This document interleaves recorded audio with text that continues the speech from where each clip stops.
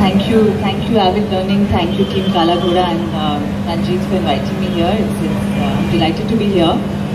I'd like to share also my process of writing. I think for me, writing is a process of losing myself. When I'm writing, I almost forget who I am. It's a state of like self-forgetfulness. And when I go back to my voices, I almost think that, oh, did I write this stuff?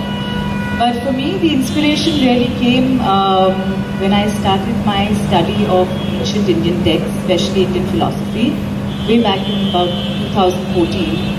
I was seeking many questions, seeking answers to many questions like, pursuit of happiness and what is the meaning of life and, my thoughts, what are emotions, what are relationships.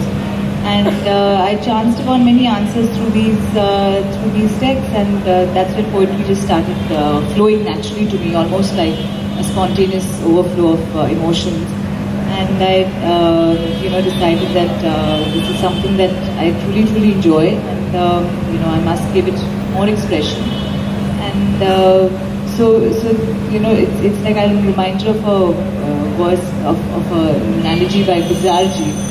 And in fact, the Avid Learning last workshop, Ghoda had given his how he writes poetry, and he said that it's like a pot of boiling water, and the thoughts are simmering in your head, and when the lid topples over, that's the time when it's similar to when poetry is flowing out. Absolutely. So it's just for me, voices to verses is a culmination of the voices in my head into verses. It's like a journey from the abstract to the construct.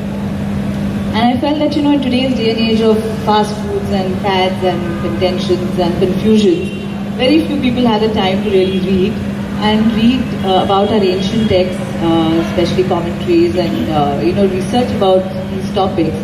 So I felt that there was a need to revive this knowledge and in the form that's palatable and, appealing to the new age reader.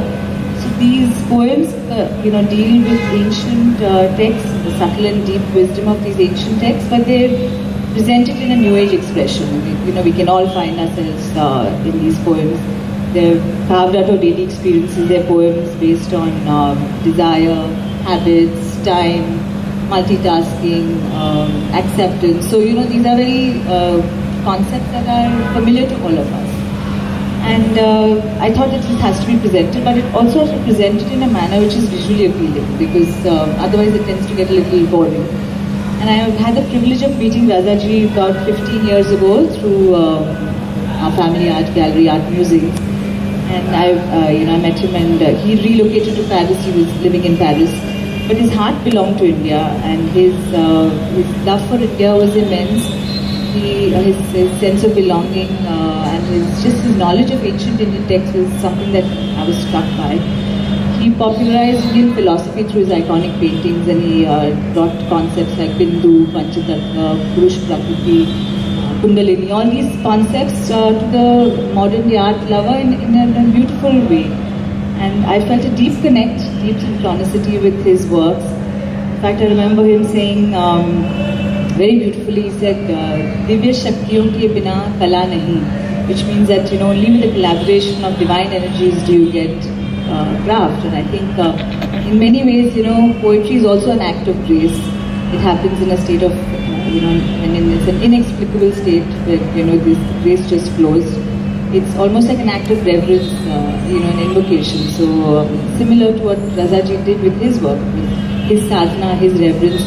And he also quoted Friedrich Nietzsche when he said that art raises its head when religion declines, and it has the power to heal and restore us to a sense of wholeness.